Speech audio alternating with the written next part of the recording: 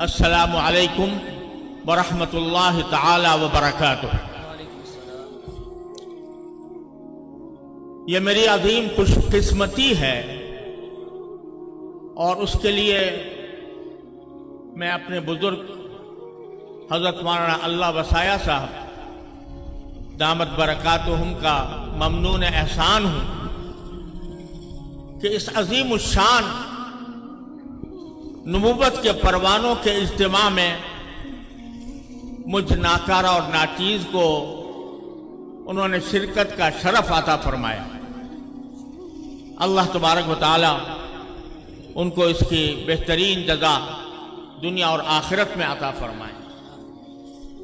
ये इंसानों के सरों का ठाटे मारता हुआ समंदर जो निगाहों को सुरूर और नूर बख्श रहा है, ये दर हकीकत हुजूर नबी करीम सरवर दो आलम मोहम्मद मुस्तफ़ा सल्लल्लाहु ताला अलैहि वसल्लम के साथ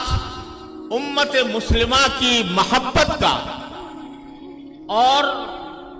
रसूल करीम सरवर दो आलम सल्लल्लाहु अलैहि वसल्लम के नामूस पर और आपके खत्म नबूवत के अकीदे पर अपनी जानो माल और आबरू निसार करने वालों का मजमा है। और इनके साथ शरीक हो जाना और इनकी रफाकत में चंद लम्हे गुजार लेना भी मैं एक अजीम सआदत समझता हूं। अल्लाह तबारक व तआला इस अजीम कॉन्फ्रेंस और उसके अजीम इज्तिमा में शरीक होने वाले हर फर्द पर अल्लाह तबारक व तआला अपनी रहमतों की बारिश बरसाए और नबी करीम सरवर दो आलम सल्लल्लाहु अलैहि वसल्लम की मोहब्बत पर कुर्बान होने का जज्बा अता फरमाए। मैंने अभी एक हदीस आपके सामने पढ़ी है जिसमें खुद रसूल करीम सरवर दो आलम सल्लल्लाहु अलैहि वसल्लम ने इरशाद फरमाया कि तुम में कोई शख्स उस वक्त तक मोमिन नहीं हो सकता, उस वक्त तक वो मुसलमान कहलाने का मुस्तहिक नहीं हो सकता जब तक कि मैं यानी जनाबी नबी करीम सल्लल्लाहु अलैहि वसल्लम उसको अपनी जान से, अपने माल से, अपनी औलाद से और सारी दुनिया के इंसानों से ज्यादा महबूब ना हो जाए। ये ईमान की अलामत, ये ईमान का बुनियादी तकाजा नबी करीम सरवर दो आलम सल्लल्लाहु अलैहि वसल्लम ने इरशाद फरमाया कि वो मोमिन नहीं हो सकता जिसके नजर में, जिसके दिल में मेरी मोहब्बत अपनी जान से भी ज्यादा हो, औलाद से भी ज्यादा हो और सारी दुनिया कायनात के इंसानों से भी ज्यादा हो। और नबी करीम सल्लल्लाहु अलैहि वसल्लम की मोहब्बत का ये तकाजा है कि सरकार दो आलम सल्लल्लाहु अलैहि वसल्लम को अल्लाह तबारक व तआला ने जिन सिफात के साथ मबऊस फरमाया उनमें से एक एक सिफत के ऊपर बंदा अपनी जान कुर्बान करे। उन सिफात में बहुत बड़ी अजीम सिफत यह थी कि सारे अंबिया किराम अलैहिमुस्सलाम जो पहले तशरीफ लाए वो किसी एक कौम के लिए आते थे, किसी एक कबीले के लिए आते थे, किसी एक खित्ता जमीन के लिए आते थे, लेकिन अल्लाह जल्ल जलालुहु ने हुजूर नबी करीम सरवर दो आलम सल्लल्लाहु अलैहि वसल्लम के बारे में यह ऐलान फरमा दिया कि मा अरसलनाका इल्ला काफ़तल लिन्नास बशीरन व नज़ीरा, कि हमने आपको सिर्फ अरबों के लिए नहीं, सिर्फ मक्के वालों के लिए नहीं, सिर्फ हिजाज वालों को नहीं बल्कि पूरी इंसानियत के लिए हमने आपको रसूल बनाकर भेजा। और इंसानियत के मफहूम में, लिन्नासी जमीअन के मफहूम में जिस तरह वो लोग दाखिल हैं जो रसूल करीम सरवर दो आलम सल्लल्लाहु अलैहि वसल्लम के अहद मुबारक में मौजूद थे, हजरत सहाबे किराम या दूसरे मुसलमान, उसी तरह आपके बाद आने वाले, आपके बाद जितनी आने वाली नस्लें हैं वो सब लिन्नासी जमीअन के अंदर दाखिल। लिहाजा सरकार दो आलम सल्लल्लाहु अलैहि वसल्लम की रिसालत और नबूवत वो क़यामत तक آنے والے تمام انسانوں کے لیے ہے، تمام انسانوں کے لیے آپ رسول ہیں، اور کوئی شخص جو سرکار دو عالم صلی اللہ علیہ وسلم کے بعد آئے اس کے نبی ہونے کا کوئی دعویٰ کسی طرح بھی قابل قبول نہیں، اور اس کو کبھی بھی اسلام کے دائرے میں برداشت نہیں کیا گیا۔ آج اللہ تعالیٰ کے فضل و کرم سے علماء کرام نے، داعیان اسلام نے روز روشن کی طرح یہ بات واضح اور مبرہن کر دی کہ جو شخص بھی رسول کریم صلی اللہ علیہ وسلم کے بعد نبوت کا دعوے دار ہو کسی بھی معنی میں، چاہے وہ ذلی کا ہے، بروزی کا ہے، عکس کا ہے، کچھ سلیل اصطلاح استعمال کرے، آپ کے بعد کوئی نبی نہیں آ سکتا، نہیں آ سکتا، نہیں آ سکتا۔ اور اگر اس کا کوئی دعویٰ کرے تو وہ غیر مسلم ہے، وہ کافر ہے، اس کو دار اسلام میں کسی طرح بھی برداشت نہیں کیا جا سکتا۔ آج اللہ تعالیٰ کے فضل و کرم سے علماء کرام کی جد و جہد کے نتیجے میں پاکستان میں اس حقیقت کو آئینی طور پر تسلیم کر لیا گیا، اور اللہ تبارک و تعالیٰ نے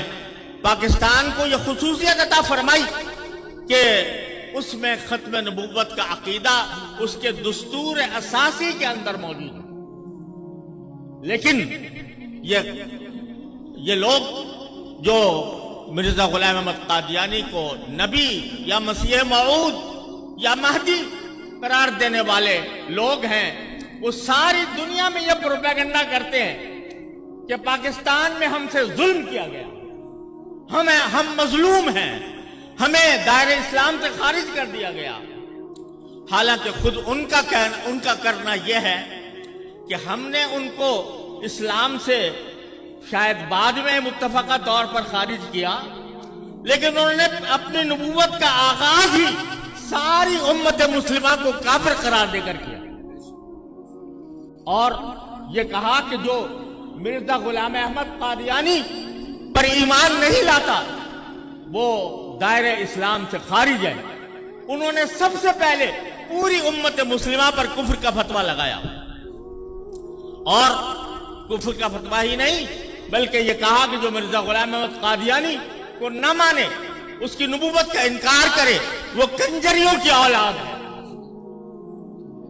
کسی کو غیر مسلم کہنا، کسی غیر مسلم کو غیر مسلم کہنا یہ کوئی گالی نہیں ہے، یہ ایک حقیقت کا اظہار ہے، لیکن کنجریوں کی اولاد کہنا ساری امت مسلمہ کو،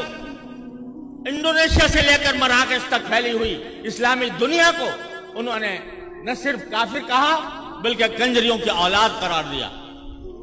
تو ظالم وہ ہوئے یا ہم ہوئے؟ مظلوم امت مسلمہ ہے یا وہ تھوڑا چھوٹا سا گروہ ہے؟ امت مسلمہ مظلوم ہے، امت مسلمہ مظلوم ہے۔ ان کے کلیجوں کو سرکار دو عالم صلی اللہ علیہ وسلم کی ناموس پر حملہ کر کے، آپ کے ختم نبوت پر حملہ کر کے چھلنی کیا گیا، اور اس کے نتیجے میں پوری امت مسلمہ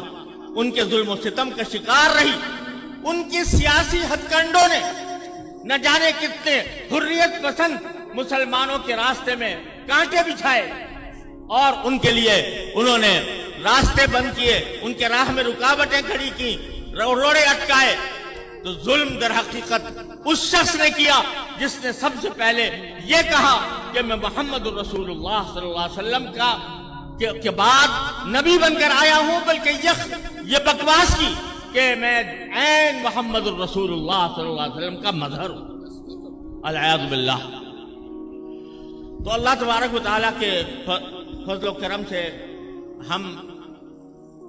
کسی پر ظلم نہیں کرتے، ہم حق بات کہتے ہیں اور حق بات کا اعلان کرتے ہیں، اور اس میں ہمیں کبھی کوئی شرمندگی نہیں، لیکن ساتھ ہی ہم یہ سمجھتے ہیں کہ بحیثیت ایک مسلمان کے اور بحیثیت شمع نبوت کے پروانے کے، جہاں ہمیں یہ تعلیم دی گئی ہے کہ سرکار دو عالم صلی اللہ علیہ وسلم کے ناموس کے اوپر اپنی جان، مال، آبرو سب کچھ قربان کر دو، وہاں ہمیں یہ بھی تعلیم دی گئی ہے کہ جو لوگ غلط فہمی کی وجہ سے یا کسی کے بہکانے کی وجہ سے بھٹک گئے ہیں، راستے سے بھٹک گئے ہیں، تو ان کو دعوت دینا بھی ہمارا کام ہے۔ ادعو الی سبیل ربک بالحکمت والموعظۃ الحسنہ وجادلہم باللتی ہی احسن۔ اللہ تعالیٰ فرماتے ہیں کہ اپنے رب کے راستے کی طرف لوگوں کو دعوت دو، نصیحت کے ذریعے اور اچھی نصیحت کے ذریعے اور حکمت کے ذریعے، اور جب جدال کا وقت آئے تو جادلہم باللتی ہی احسن، ان کو احسن طریقے سے ان کے ساتھ مناظرہ کرو یا مباحثہ کرو یا جدال کرو۔ لہذا میں یہ گزارش کرتا ہوں، اس میں کوئی شک نہیں کہ جو لوگ اپنے آپ غیر مسلم ہونے کے باوجود اپنے آپ کو مسلمان قرار دیتے ہیں اور لوگوں کو دھوکہ دیتے ہیں، ان کی مصنوعات کا اگر بائیکاٹ پاکستان کے اندر یہ کرنا چاہیے، لیکن ساتھ ساتھ ہمارا یہ بھی فرض ہے کہ اگر آپ کسی کو دیکھیں کہ وہ ان کے جال میں پھنس رہا ہے اور ان کے پھیلائے ہوئے فتنے کے اندر مبتلا ہو رہا ہے، تو بحیثیت ایک مسلمان کے ہمارا فرض ہے کہ ہم اس کو محبت سے، پیار سے اور حکمت کے ساتھ اور موعظہ حسنہ کے ساتھ اس کو اسلام کی طرف واپس لانے کی دعوت دیں اور اسلام کی طرف واپس لائیں اور ان کو در حقیقت صحیح معنی میں مسلمان بنائیں۔ تو میں اس عظیم اجتماع سے کے اندر جمع ہونے والوں سے یہ اپیل کرتا ہوں کہ جب کبھی آپ کو موقع ملے اور کسی ایسے شخص کا آپ کا مقابلہ ہو یا ایسے شخص کے ساتھ آپ ایسے شخص کو پائیں جو غلط فہمی کی وجہ سے اس راستے پر پڑ گیا ہے، اس کو دعوت دیں اسلام کی، صحیح اسلام کی، اور اس کے لیے الحمدللہ علماء کرام نے اتنا بڑا لٹریچر فراہم کر دیا ہے کہ اس کے بعد کسی مزید دلیل کی ضرورت نہیں رہتی۔ جب قومی اسمبلی میں یہ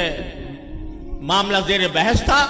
تو اس وقت علماء کرام نے متفقہ طور پر ان کے تمام اعتراضات کا، تمام دلائل کا مدلل جواب دیا، اور اس سے پہلے بھی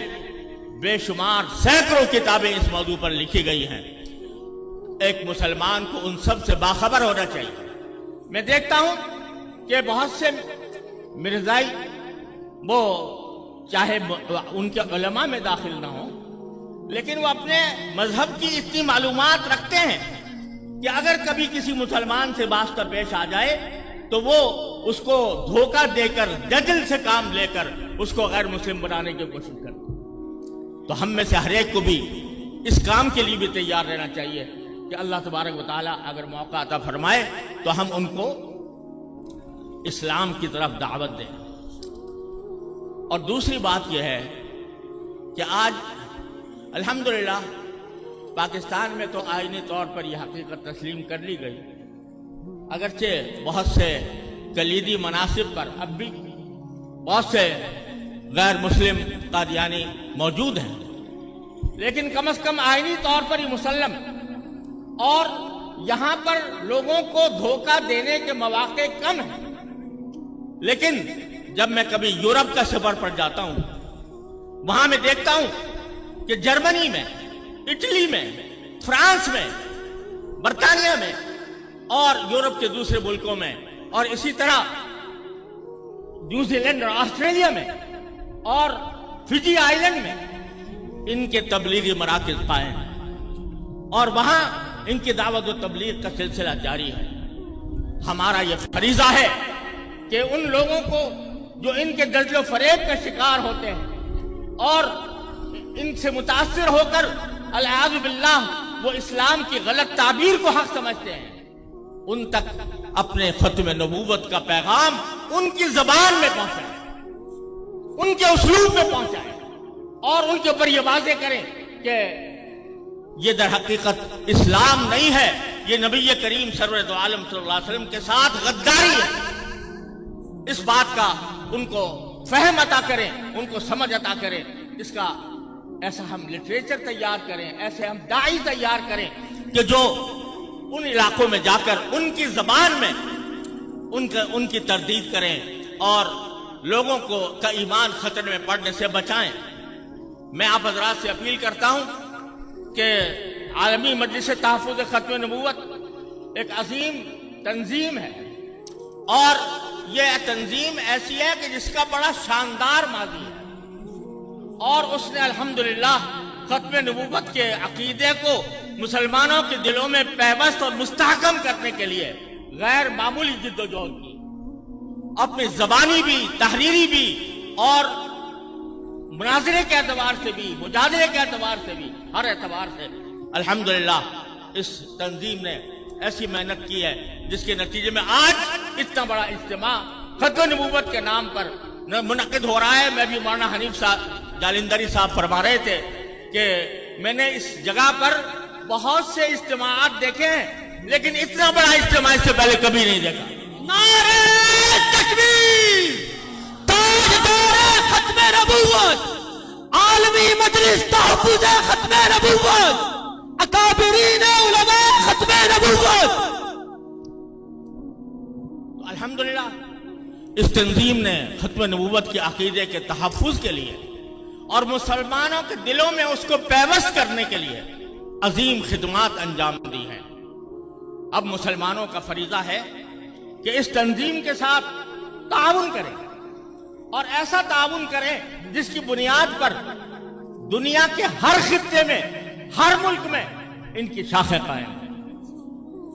اور ان کے داعی جائیں، اور ان کا لٹریچر وہاں پر ان کی زبان میں تیار کیا جائے۔ اگر آپ حضرات اس تنظیم کے ساتھ تعاون کریں گے اور اس تنظیم کو اپنے اوقات دیں گے، اپنا روپیہ دیں گے، اپنا مال دیں گے، تو انشاءاللہ یہ تنظیم اس قابل ہوگی کہ دنیا کی آخری حدود تک ختم نبوت کا پیغام پہنچائے۔ اللہ تبارک و تعالی اس کو بھی اس کی توفیق عطا فرمائے، اور ہم سب کو اس کی توفیق عطا فرمائے۔ وآخر دعوانا الحمدللہ رب العالمین۔